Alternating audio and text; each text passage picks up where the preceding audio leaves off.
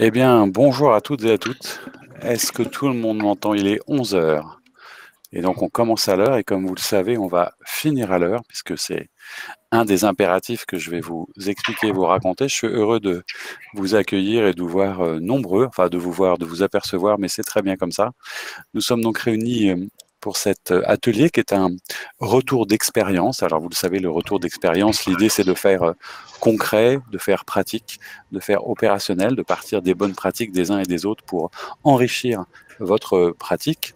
Je m'appelle Frédéric Duval, je vais jouer le rôle d'animateur, mais comme je dis souvent, un animateur, c'est celui qu'on entend le moins et dont on a le moins besoin si tout se passe bien. Des petites consignes que vous connaissez, puisqu'on est malheureusement habitué à ces visios.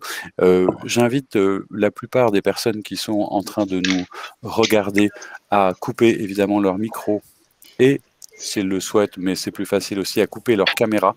Comme ça, ne resteront que visibles que les intervenants. Ce sera plus facile pour vous à comprendre et à suivre. Voilà. Et comme ça éviterait que le chat n'arrive chez vous, enfin qu'on ait, comme ça arrive régulièrement, des petits soucis de cet ordre. Voilà, tout le monde se connecte, on est bien. Donc, on va commencer. Et comme je vous le disais, on a 30 minutes, mais 30 minutes qui sont impératives, puisque vous le savez, il y a de très, très nombreux REX, ateliers, plénières qui ont lieu en même temps. Et à 30 minutes, on nous coupe le faisceau. C'est-à-dire que je ne serai pas responsable, ce n'est pas moi qui le fais, c'est la technique. Donc, il y a un moment, il faudra qu'on soit bien, bien à l'heure. Et je le dis aussi pour les intervenants et pour ceux qui vont commencer, pour que vous soyez à la fois synthétique et puis qu'on puisse prendre la place surtout et donner le temps aux questions. Alors, bio-circuit court, formation et insertion professionnelle, un projet 100% vertueux, c'est le titre. Je suppose que tout le monde m'entend. S'il y a le moindre souci, vous savez que vous pouvez utiliser le chat, faire des petits coucous, faire des signes, lever la main, enfin s'il y a un problème de cet ordre, mais normalement ça a l'air de bien fonctionner. Voilà, je vois des pouces, il y en a qui sont à fond déjà, et c'est super. Merci Richard Zeger d'être là. Vous êtes adjoint au maire de Joigny. Et il y a aussi Anna, qu'on devine, Anna Meroun, qui est chef de projet cohésion sociale. Vous êtes les deux intervenants pour nous parler de ce beau projet.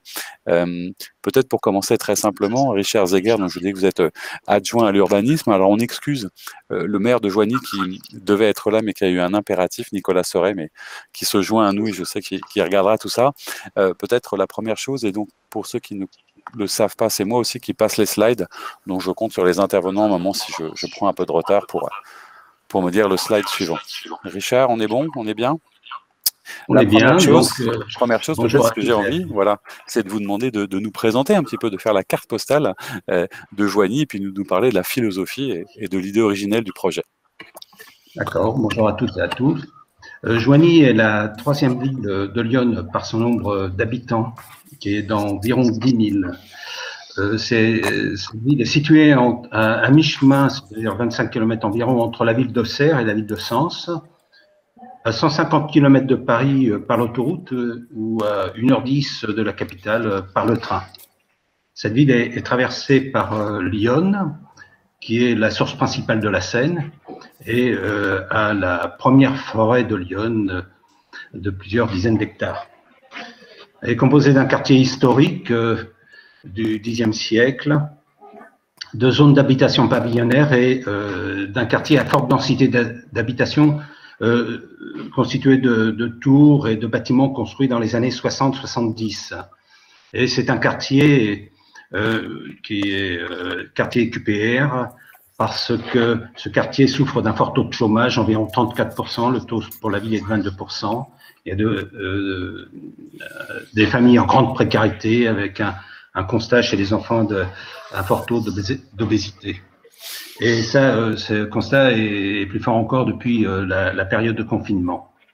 Donc le dispositif qui nous réunit est tout à fait approprié. Ah oui, si je parle du renouvellement de ce quartier, nous avons signé une convention pluriannuelle en février 2019 avec l'ANRU, que nous remercions vivement parce que c'était un bon coup de pouce pour la réhabilitation d'habitations. Beaucoup a été réalisé, d'autres sont en cours. La démolition de bâtiments qui étaient quasiment obsolètes, et la requalification, par exemple, de la place centrale, et avec également une revégétalisation de ce lieu, et qui est aussi un lieu social avec des jeux pour enfants, etc. Et sont des projets requalifiants pour ce quartier. Le dispositif qui nous réunit est intéressant dans la mesure où il répond à plusieurs critères et à de grandes volontés de l'équipe municipale. C'est sur puisqu'il permet de réinsérer des personnes qui sont en recherche, en chômage de longue durée, personnes handicapées, etc. Mais n'hésitez pas, tous ceux qui ne l'ont pas fait, de couper les micros, parce que j'entends des bruits parasites. De plus, il y a aussi une volonté qui est marquée depuis plusieurs années d'apporter de la nourriture bio vers les enfants et alimenter nos écoles en particulier, et en relation avec une entreprise locale qui s'appelle Elite Restauration, qui formait des écoles, avec laquelle nous avons signé une convention qui introduit justement la fourniture de nourriture bio pour les enfants. Pour les explications sur le dispositif, je passe la main à Anna Meroun qui va vous en détailler les contours.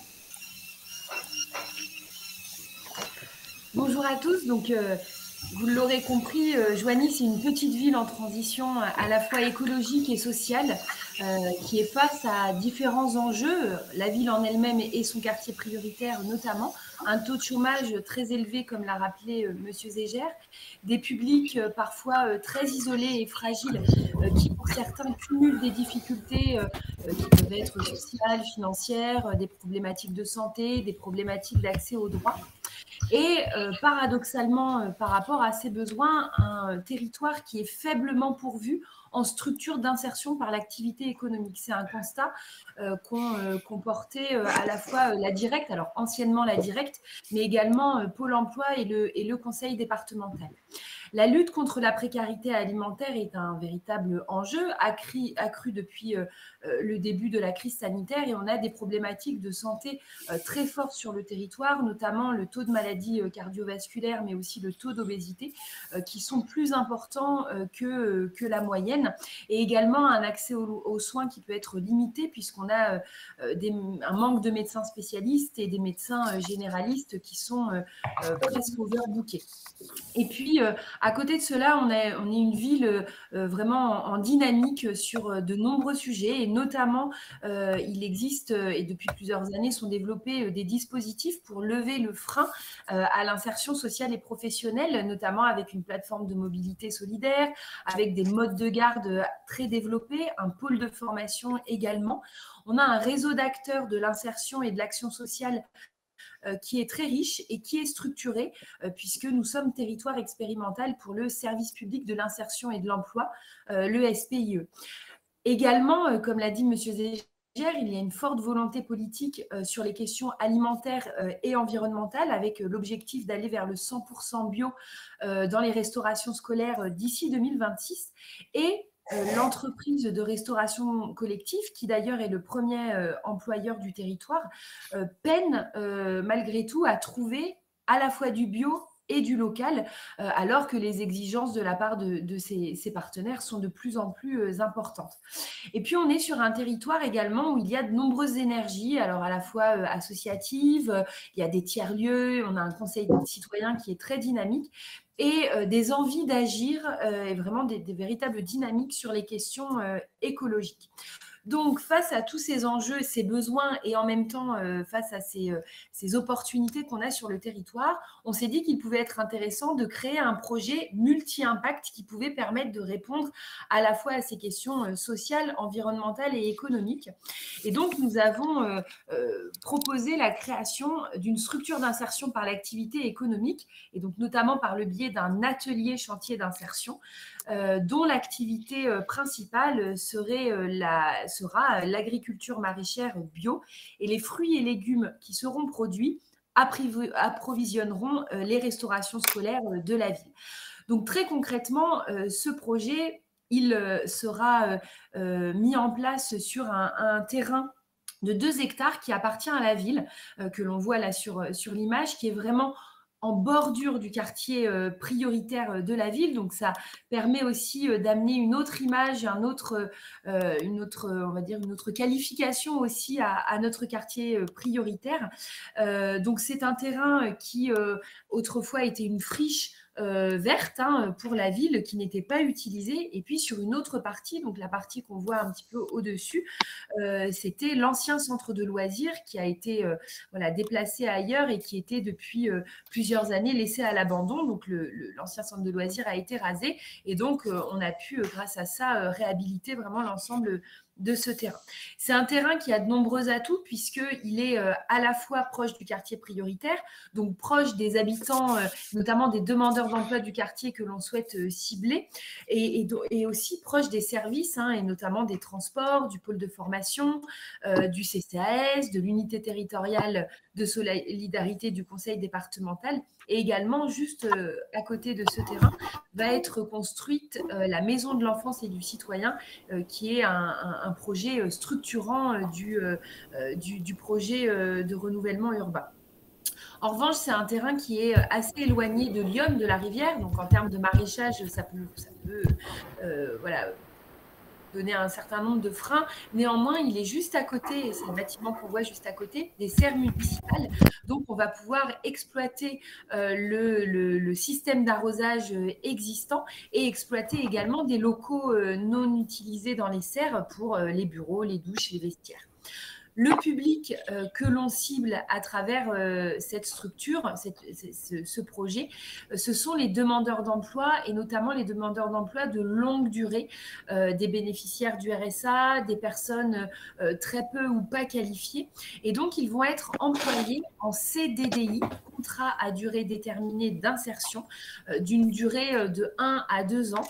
Donc, c'est un contrat qui est vraiment jalonné par les services de l'État et dont la structure va pouvoir bénéficier d'aide au poste de la part des services de l'État pour pouvoir accompagner ces publics qui ont des besoins particuliers à être vraiment remis, qu'on puisse remettre le pied à l'étrier pour accéder à l'emploi.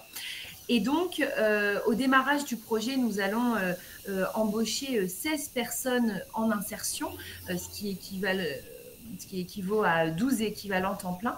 Et au bout des 3 ans, on aura 25 personnes qui travailleront sur le site avec donc ce qui correspond à 18,5 équivalents temps plein.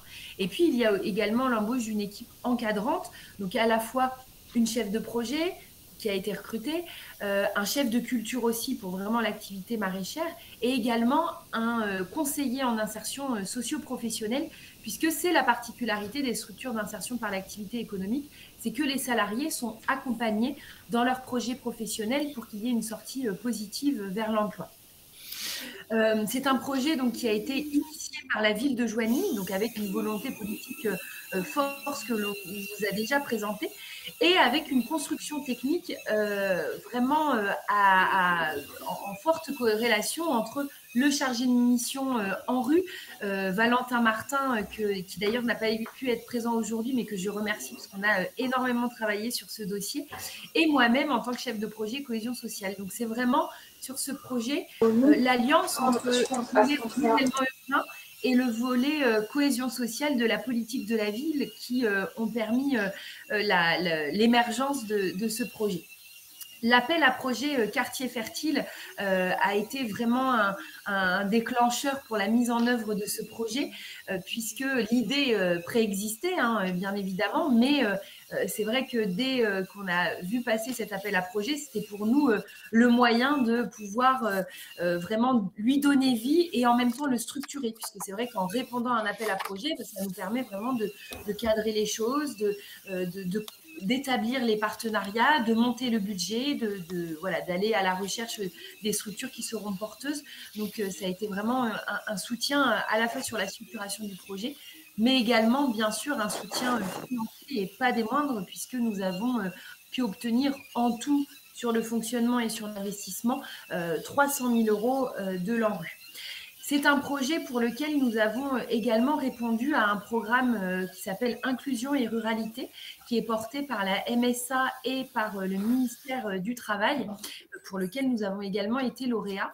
Et c'est ce qui montre un petit peu que on peut réussir aussi la jonction entre le côté urbain et le côté un peu plus rural, qui est très caractéristique des petites villes comme les nôtres, qui ont à la fois un quartier prioritaire, mais qui sont dans un environnement rural, puisque nous sommes entourés plutôt vraiment de petits villages. Donc, c'est aussi une richesse de pouvoir faire se rencontrer ces deux types de publics, un petit peu entre l'urbain et le rural. Ah, il y a un problème de micro, il faut couper les micros chez quelqu'un qui a dû se connecter en même temps. Allô, allô. Peut-être pour expliquer un petit peu. Ouais, il y a un problème, toujours.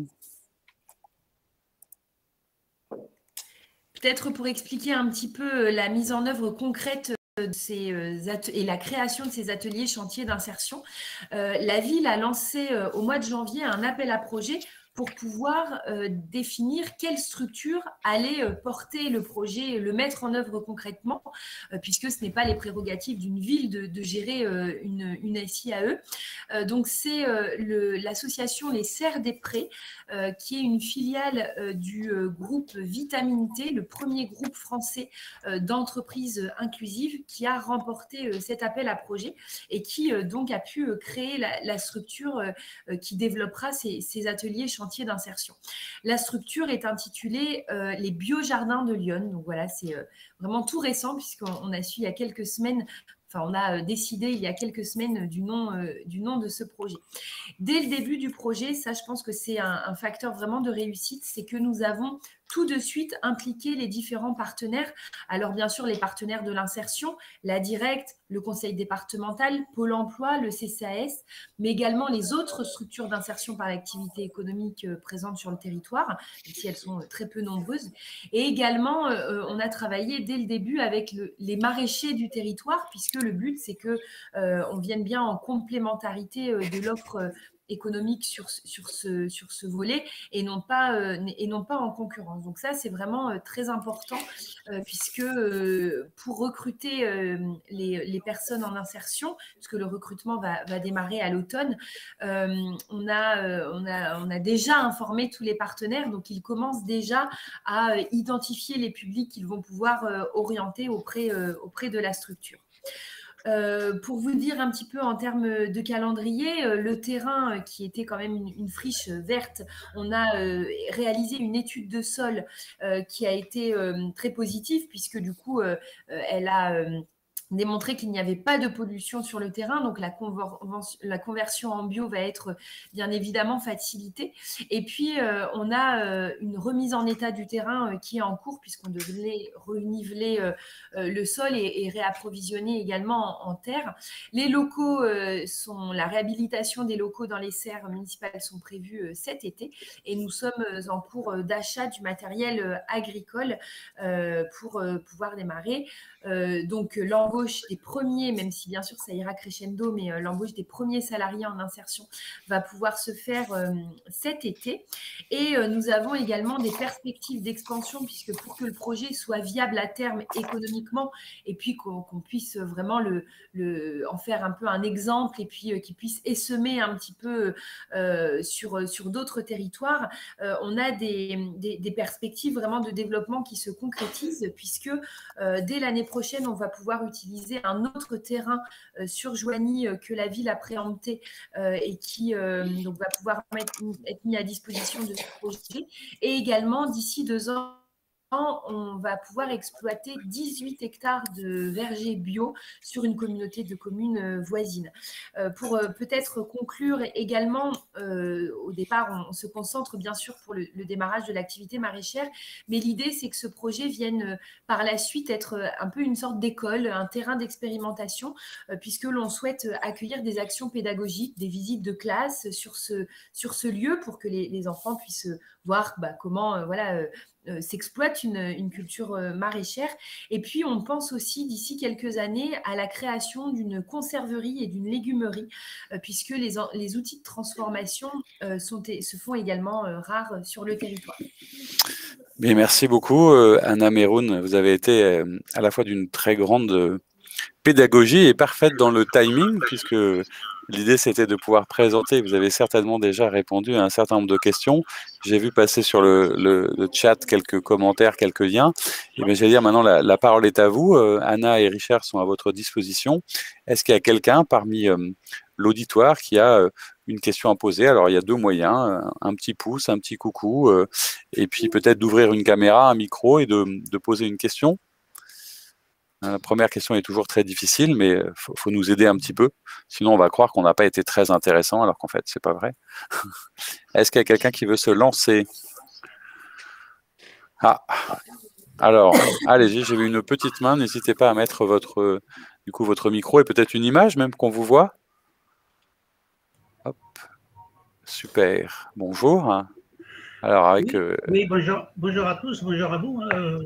J'ai une question à poser, c'est que est-ce que vous avez eu des difficultés à associer les associations de la région?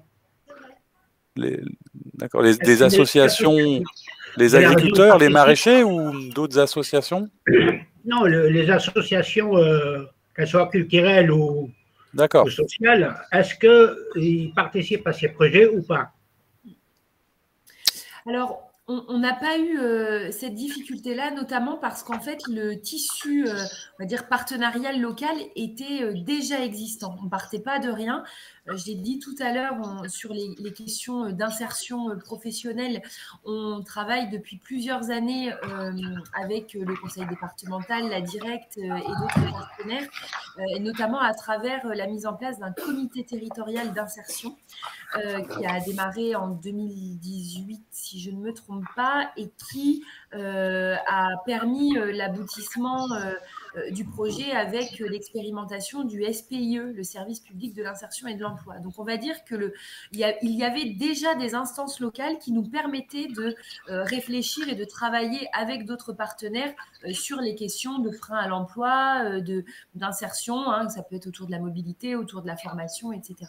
Donc, le tissu partenarial existait déjà. Et puis, sur le volet un petit peu... on va dire un peu plus périphérique du projet. On a déjà informé, par exemple, le Conseil citoyen, par exemple, les associations plutôt caritatives également que ce projet allait voir le jour. Mais c'est vrai qu'au départ, on s'est quand même vraiment concentré sur la mise en œuvre concrète du projet avec plutôt les partenaires de l'insertion. Mais c'est vrai que quand il y a un tissu associatif et partenarial qui préexiste, c'est très, très facilitant. C'est sûr. Très bien, merci. J'ai vu une autre main se lever sur le chat. Mathieu Bourdon, de la communauté urbaine Limoges Métropole, qui avait une question. C'est ça, bonjour. Merci. Bonjour. Merci pour cet exposé, très intéressant. Juste une question, alors un peu pratique sur la mobilisation et l'effet levier de l'appel à projet Quartier Fertile. J'ai entendu du coup un apport de 300 000 € sur ce projet. Je voulais savoir si le financement dédié avait permis justement de développer la partie chantier d'insertion ou si le modèle économique du chantier d'insertion était déjà calé et que les financements Quartier Fertile allaient plutôt sur l'aide à l'investissement et tout ce que vous avez pu exposer en termes d'exploitation des locaux notamment. Voilà, merci. Alors, les deux. Puisque, d'une part, alors c'est vrai que les structures d'insertion ont un modèle économique un petit peu particulier puisqu'elles bénéficient, une fois qu'elles sont conventionnées avec l'État, elles bénéficient d'aide au poste de la part de la Directe. Alors maintenant, nous, c'est la dette PP. Mais malgré tout, cette aide au poste ne permet pas de couvrir vraiment l'ensemble des besoins, notamment, enfin l'ensemble du budget, notamment au démarrage du projet, puisque au départ, voilà, on n'est pas sûr du montant qui va... dont on va pouvoir bénéficier au niveau des ventes des produits, etc. Donc, il y a une partie des financements de l'ANRU qui sont dédiés au fonctionnement et notamment dédiés à l'embauche de l'équipe encadrante, puisque c'est quand même important aussi d'avoir une équipe qui puisse vraiment porter le projet et puis le mettre en œuvre concrètement.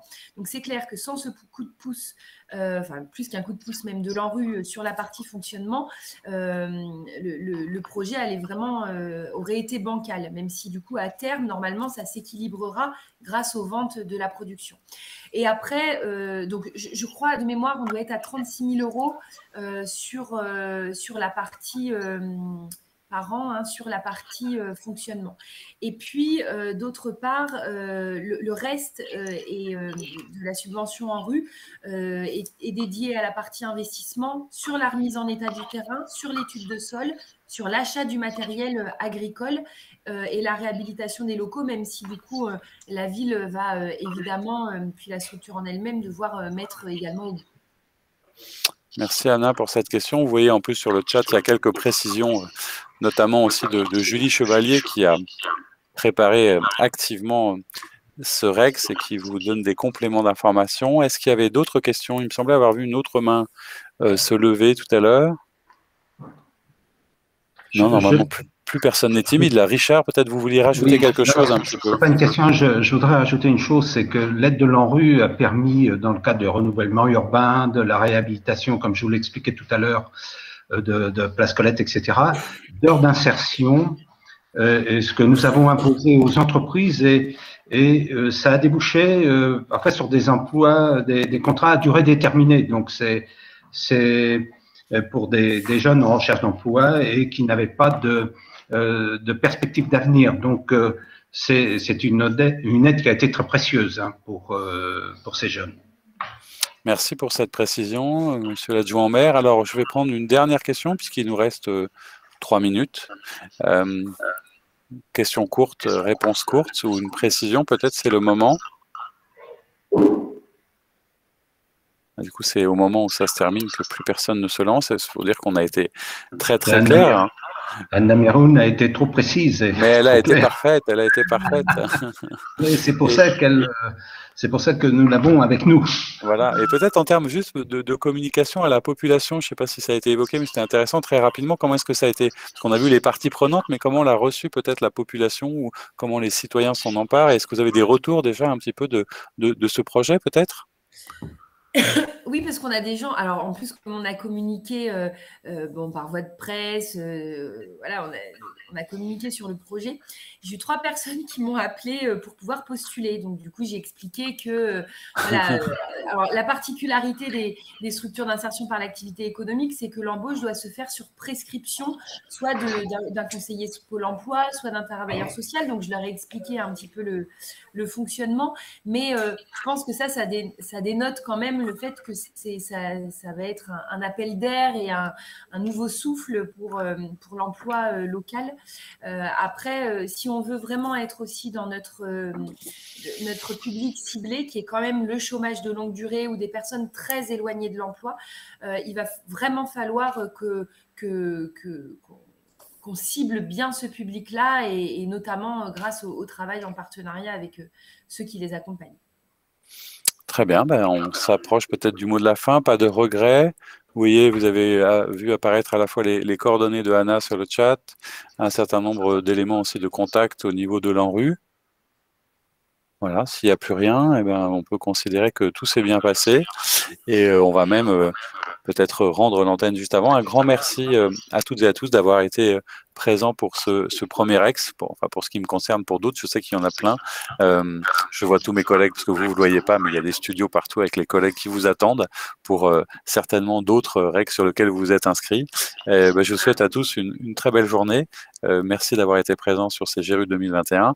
Anna Meroun et Richard Zeger, merci beaucoup de votre présence. Et puis, je vous dis à très bientôt alors et bonne journée. Merci à tous. Merci de votre écoute et à bientôt. Au revoir. Merci.